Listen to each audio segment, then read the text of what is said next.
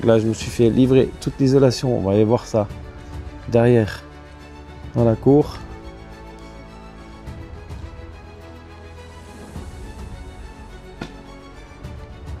Toute l'isolation est livrée ici. Et il y a de quoi s'amuser dans le studio.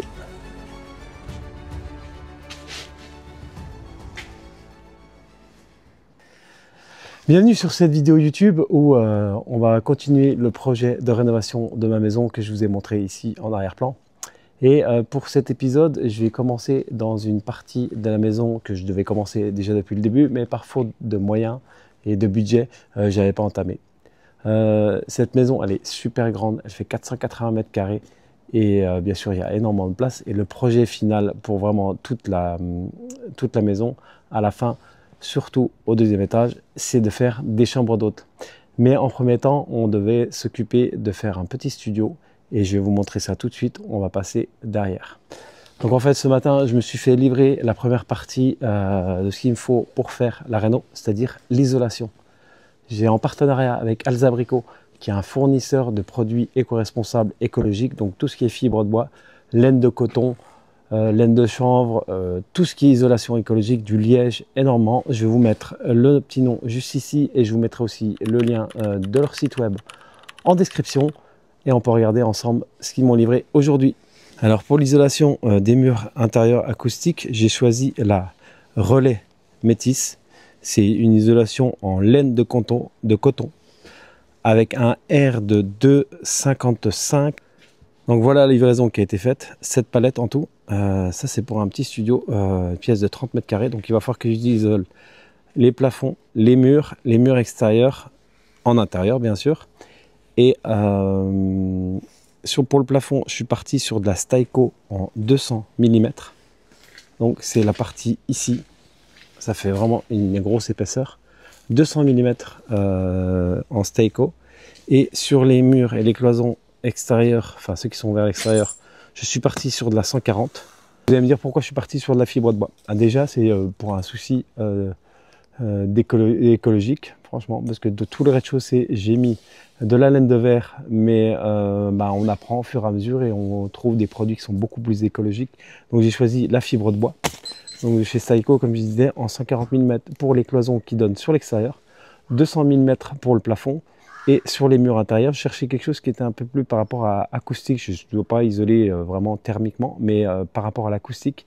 Et c'est là que, sur les conseils d'Alzabrico, j'ai pris la Relais Métis, donc une laine de coton. Maintenant que je vous ai montré un peu par quoi je vais commencer, je vais vous montrer la pièce en question.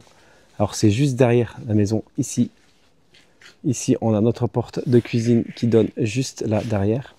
Et là, on a l'escalier qui monte pour aller au studio qu'on a pensé faire pour une location saisonnière, mais ce ne sera pas de la location fixe, en tout cas pas dans un premier temps. On va essayer, c'est quand même assez touristique dans le village, donc on va essayer de voir ce qui peut être possible à faire.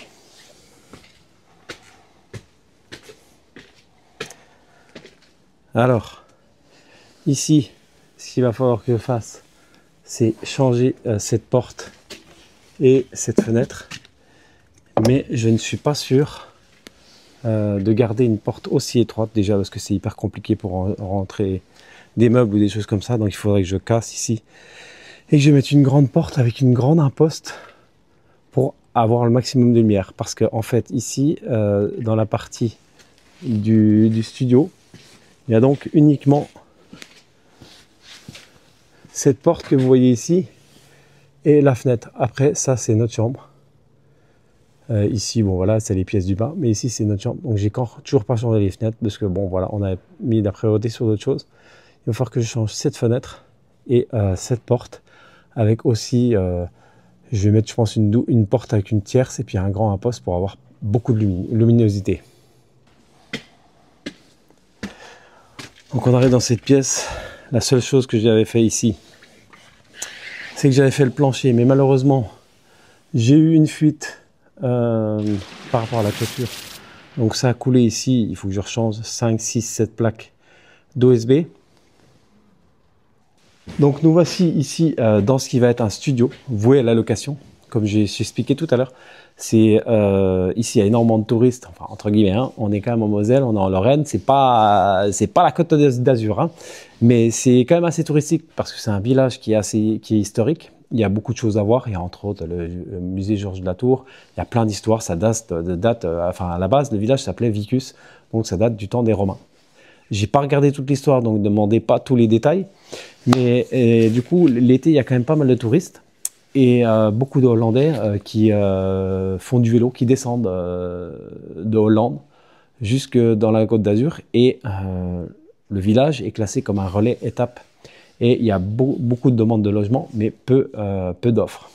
Donc nous, pour y remédier et bien sûr aussi pour essayer de financer la suite de notre projet, on a gardé cette pièce qui fait 32 mètres carrés. 32 mètres carrés pour pouvoir en faire un petit studio pour 4, voire peut-être 6 personnes. Ce que j'ai fait ici depuis le début, comme j'expliquais, j'ai fait sauter les planchers. Ici, il y avait 7 couches de plancher. On a tout fait sauter. Il y avait une ancienne salle de bain. Il y avait une cheminée ici qui en a donné un coup de masse en bas. Elle est tombée vraiment depuis le grenier jusqu'en bas. On l'a fait tomber tout au début de la démolition. Les planchers, on a tout viré. On a dû resoliver. Enfin, c'était un boulot monstre. Il y a une poutre qui était pourrie, donc je l'ai changée. Et on est reparti sur du solivage en chevron de 8, 10 ou 10, 12. J'ai pu... Ouais, c'est du 8-12, exactement, du 8-12, on le voit là, ici. 8-12, et on a refait le plancher, et on a mis un plancher OSB. Ma plus grande erreur, on va dire comme ça, c'est d'avoir mis du 18 mm. Moi, je conseille, franchement, ne partez pas sur du 18 mm, même si j'ai fait un espacement de 45 cm, c'est trop large. Donc là-dessus, je me suis planté. Et il vaut mieux mettre du 22 mm quand vous allez faire un plancher. Ça, on apprend de ses erreurs de toute manière, donc on a toujours des choses à revoir. Mais bon, comme je vais mettre un plancher en bois massif dessus par la suite, je pense que ça va consolider le tout, ce sera assez tip-top. Donc, ce que je disais, on a refait le plancher et en fait, on a isolé. En dessous, c'est la cuisine. Tout est nickel en dessous. J'ai mis une isolation de 200 mm en laine de verre, donc pour le coup, ici. Mais sur les murs ici, sur le plafond et sur le sol, je pense aussi mettre une couche de liège parce que niveau acoustique, c'est vraiment génial. Tout ça, tous les produits que je vous parle, vous pouvez les retrouver chez Alzabrico. Donc sur les murs, mon objectif, c'est de faire une ossature bois. Pas d'ossature métallique. Donc j'ai fait de la récupération de 140 madriers dans la maison voisine qui est en train d'être démolie à l'intérieur pour être toute complètement rénovée. C'est du bois ultra sec, les longueurs font 3,40 m, 3,60 m. Moi, jusqu'en haut des solives, des solives qui sont en haut là-haut, j'ai 3,70 m. Je ne sais pas encore comment je vais faire, parce que je ne me suis pas encore super décidé. J'ai envie de garder maximum de hauteur de plafond, et j'ai quand même envie de garder aussi les poutres au minimum un peu apparentes. Donc les poutres, ça va être sablé. Et donc isolation.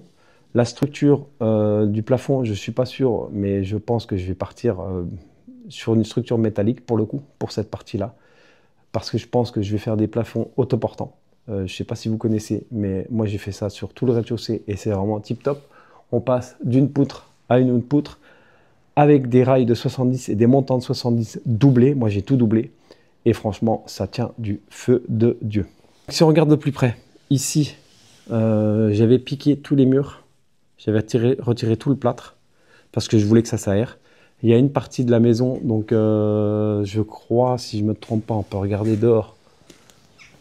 Voilà, toute la partie, c'est avec le voisin. Lui, il va mettre de l'isolation pratiquement à 200 mm parce que ça va être aussi voué à la location. Donc ici, je vais partir sur une lame d'air de 5 cm le long du mur. Je pose mon ossature bois. Là-dessus, je mets mes 140 mm d'isolation en fibre de bois. Et une fois que ça c'est fait, je cherche pour faire du plaquage, mais je ne veux pas mettre du placo, donc je suis en train de voir si je pars sur du fermacelle ou sur du bardage bois, enfin du bardage intérieur, de la frise, on va dire comme ça, bois ou des panneaux. Pour les murs, donc ça c'était pour les deux murs extérieurs, le mur là et le mur là. Donc la fenêtre changée. J'ai une fenêtre ici, mais c'était une erreur du menuisier. Donc à la rigueur, peut-être qu'il faudra juste que je rajoute une imposte et j'aurai déjà la fenêtre qui irait pour ici. Et il me reste à voir pour cette porte la solution que je choisis. Pour parler des deux murs qui sont ici, donc c'est des murs intérieurs. L'isolation que j'ai choisie, c'est de la laine de coton, comme j'expliquais. Et là, je pense que je ne vais même pas piquer les murs parce que franchement, l'enduit il est en super bon état. C'est du moellon et puis ça permet d'isoler. De l'autre côté, nous, on n'a pas isolé parce que c'est notre chambre. Ce sera un salon par la suite, mais pour l'instant, c'est notre chambre. Donc, on va partir sur isolation en laine de coton du mur là et laine de coton le mur là. Donc, pour parler de l'aménagement, parce que c'est ça qui vous intéresse, j'imagine, vous vous demandez comment on va arranger cette pièce qui fait donc à peu près 32 mètres carrés. 6,80, 4,80 de large, enfin, elle n'est pas du tout parallèle, il n'y a rien qui a zéro angle droit dans toute la pièce. Ce qui va être aménagé, je vous mets le plan et comme ça vous regardez aussi juste après, je vais vous le mettre un peu plus longuement. Il y a à la droite une cuisine. Donc je vais installer une cuisine tout équipée pour pouvoir, je veux que les gens qui louent ici puissent avoir la possibilité de se faire la popote, de se laver, d'avoir un petit lave-vaisselle, enfin je veux dire un truc assez confort. Mais en même temps, je veux garder le côté authentique. Donc petite cuisinette bien installée, table 6 personnes, enfin 4 personnes à la base avec possibilité de mettre 6 personnes. Dans le coin là-bas, à droite ou à gauche, je ne sais pas encore parce que j'ai mis 2 évacuation au cas où, parce que je n'arrivais pas à me décider, et comme on va faire une salle de bain de l'autre côté, qui sera notre suite parentale par la suite, ça c'est un autre projet encore, parce que voilà, on y va au fur et à mesure. Je me pose la question de faire une petite salle de bain, soit du côté là, soit du côté là. Sur le plan, je sais plus, parce que je ne l'ai pas devant mes yeux, mais on voit là, ici, du quel côté je l'ai mis, et de faire une petite chambre, mais au-dessus, en fait, au-dessus des chambres, donc il me faut une belle hauteur quand même, je vais mettre au moins 2,20 m de hauteur de plafond dans la chambre et dans la salle de bain, de faire une mezzanine pour avoir la possibilité d'avoir des couchages supplémentaires. Donc, de pouvoir au moins mettre 2 matelas minimum, et puis avoir un petit endroit où il y a place de stockage, les couettes, enfin voilà, tous les trucs, peut-être les choses d'été, les choses comme ça. Donc ça, ce sera pour la partie mezzanine. Et donc, il y aura 2 couchages dans la chambre, 2 couchages sur la mezzanine, et ici un genre de clic-clac salon, voilà, avec une petite télé, peut-être un petit insert à bois ou à pelet pour pouvoir chauffer, parce que j'ai pas reconduit le système de chauffage central ici. J'en voyais pas l'intérêt, parce que bon, c'est une pièce dans la salle de bain. Normalement, je vais mettre des câbles chauffants au sol. Ce sera une petite salle de bain de 3,5 mètres carrés, un truc comme ça. Il y aura vraiment le strict nécessaire, toilette, lavabo et douche, et aussi une machine à laver. Donc voilà pour la partie aménagement de ce studio, et franchement j'ai hâte de vous montrer tous les travaux qui vont venir par la suite ici. Donc pour passer à d'autres choses par la suite, parce que là on a la porte, bon la vue n'est pas formidable, hein, on voit la maison en rénovation. Ce que j'ai pensé faire ici, donc au-dessus, on va mettre en grand angle comme ça on verra mieux, d'ici d'élargir un petit peu et de faire vraiment une petite terrasse. Vraiment juste pour mettre 2 tables, non, une table et 2 chaises à l'extérieur ici. Et en même temps, ça nous permettra d'abriter la partie au-dessus de la porte de cuisine. Parce que quand il pleut, franchement, il y a énormément de pluie. Donc normalement, voilà, faire une petite terrasse, peut-être recouvrir tout cet escalier en bois, je sais pas. Moi, j'adore le bois, donc c'est ce que je veux vraiment travailler. Mais de faire une petite terrasse ici. Ici, il y a le soleil. C'est ici qu'on a le soleil le plus longtemps, le soir. Donc ici, là-haut, c'est quand même assez sympa. Donc voilà les amis, je vous ai présenté le projet du studio. J'espère que ce petit épisode de présentation vous aura plu. Et je vous donne rendez-vous après Nouvel An pour le début des travaux. C'est quand même assez marrant de démarrer avec un projet quand on fait un petit projet sur YouTube, de montrer du début à la fin. Et là, franchement, vous verrez vraiment du début à la fin. Et n'oubliez pas de vous abonner et cliquer sur le petit pouce bleu si ça vous a plu.